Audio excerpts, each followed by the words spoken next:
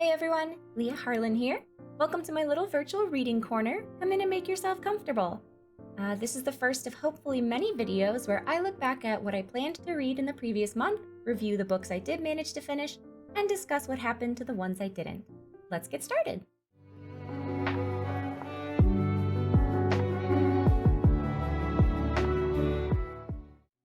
The first book from my April reading list was Priory of the Orange Tree by Samantha Shannon. If you don't want to watch my whole discussion here, you can skip ahead, but my basic rating for this book was a solid 5 out of 5. This book was huge, but it was the one I was most looking forward to reading. In hindsight, I definitely should have started with something else, just to help me get into the groove with pacing myself, but I wanted to be ambitious for my first reading list. Anyway, I loved this book so much. It has everything I love in an epic fantasy. Multiple cultures and nations that are fleshed out with different religions, customs, fashion, food, and politics.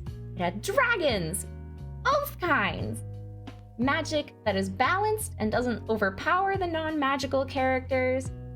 It had perspective hopping that knows how to keep each POV interesting. I know some people don't like books that have a lot of perspective hopping and changing POV, but I like it. I don't mind it, especially if every character's POV feels like it has a purpose, which Shannon did very well here. And then, of course, there are incredible characters. I am a big character-driven reader. If the characters aren't interesting, I don't like reading about them. Why should I care about them, you know? But the sapphic romance that was a subplot really just it was just like a really nice extra bonus, like the icing on an already phenomenal cake. So if you like sapphic romance, this book has it, and it's amazing. And if you don't care about romance, it doesn't even matter. Like, you can just, it's not like shoved in your face all the time. It's a subplot. Yeah. So, I mean, like I said, it is a huge book. It's long. I can be very all or nothing when it comes to reading. I sometimes struggle to sit for short sessions to read, and I did have that problem with this book. I ended up pulling a sort of all-nighter once I hit a certain point in the story because I didn't want to put it down, and it was already May, but I wanted it to count as part of this video. So, yeah. Might be hard. I know it's daunting, but it is it's just an amazing epic fantasy book. If you like The Name of the Wind, if you like Brandon Sanderson, if you liked the Inheritance Cycle, you know, Aragon, or if you like dragons and diverse world building, classic save the world narratives, you should definitely give this book a shot. There are content warnings though. I will include those here. And always be aware of content warnings before you read a book.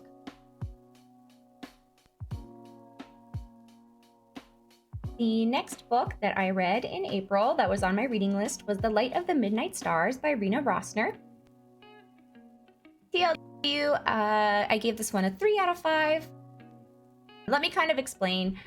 This one I took on a work trip. I was flying, and it was just for the weekend, and so I managed to finish it just before my plane landed on the return flight. I maybe had like an hour left in the flight. I was still reading Priory of the Orange Tree and kind of found myself wishing that I had that book in my hands instead of this one. Most of the time I was reading it. It's quite unfortunate. Normally I don't read books simultaneously. I kind of like to focus on one book at a time, but because Priory was too big to fit in my personal bag for this flight, I decided to put this one in instead, but I really was at a good point in Priory and wished I was reading that. I don't know if I would have rated this book much higher though, even if I hadn't been comparing it to Priory.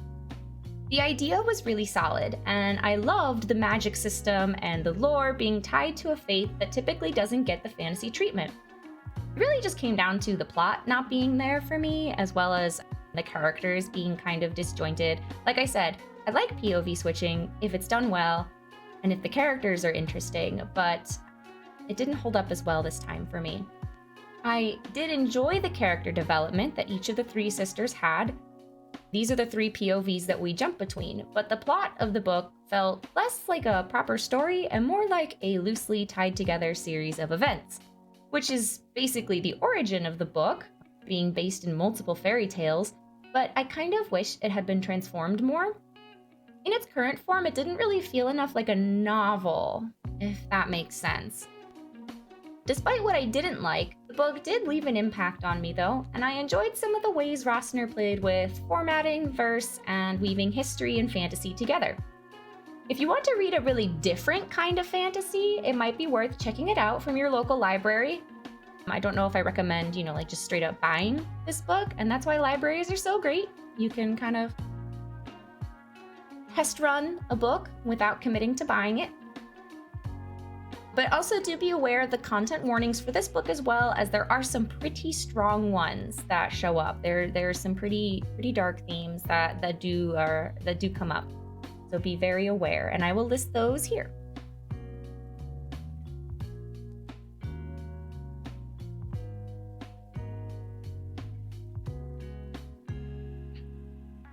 The next book that I read in April was The Palace Job by Patrick Weeks. TLDW gave this one a 4 out of 5. This is probably not a book you expect to see from a booktuber, especially since it's not terribly new. I believe it was published around 2015. But it's been on my backlog for a while now, and I wanted to try and include at least one book that isn't mainstream every month. But this was arguably a safe addition to the list because Patrick Weeks writes for my favorite video game franchise of all time, which is Dragon Age. So there's a proven track record right there. I knew I could take a chance on their writing, and I probably wouldn't be too disappointed. But most of you probably don't even know this book exists because only popular stuff gets more popular and recommended. So let me be the one to vouch for it right now and put it on your radar. The Palace Job, which is the first in a trilogy, will be a great pick for fantasy lovers who also like good heist stories. If you liked the Ocean's movies, if you liked the Leverage TV show, Brandon Sanderson's Mistborn, or the Six of Crows, which was included in the Netflix adaptation Shadow and Bone, I believe. This book is absolutely worth your time if you like any of those.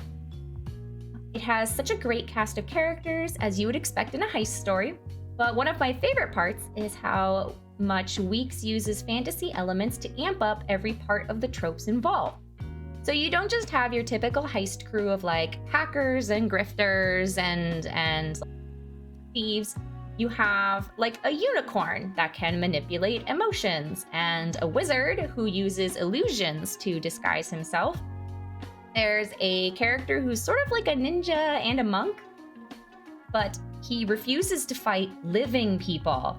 And there's a priestess of death with a hammer that speaks gibberish. You will come to love the hammer. Definitely one of my favorite characters. Plus, there's even more characters. I didn't even talk about the leader of the crew, the main character, Locke. And there's even more characters that just wouldn't exist if this story wasn't in a fantasy setting. You really couldn't drop characters with personalities like these into the Ocean's movies and have it make any sense. So I really like that Weeks took advantage of the fantasy setting to make a more interesting heist crew. I do wish that more time was spent on world building, but maybe the next book gets to do that.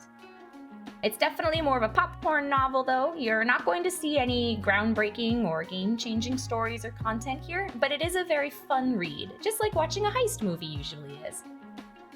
There are a few content warnings, but it's not that bad, so I will go ahead and list them here.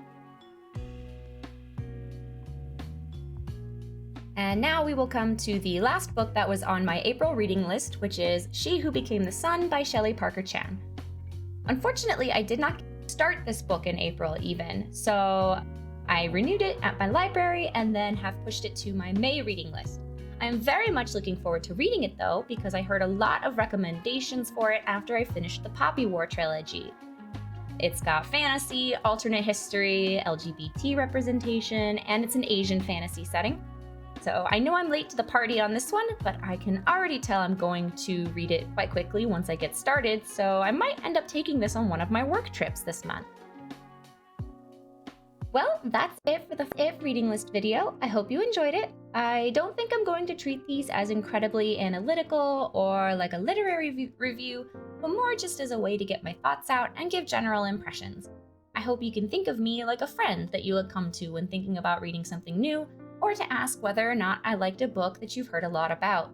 I can't promise to keep up with all the new releases, but I will absolutely let you know what I'm pre-ordering so you can tell what I'm most excited to read about ASAP.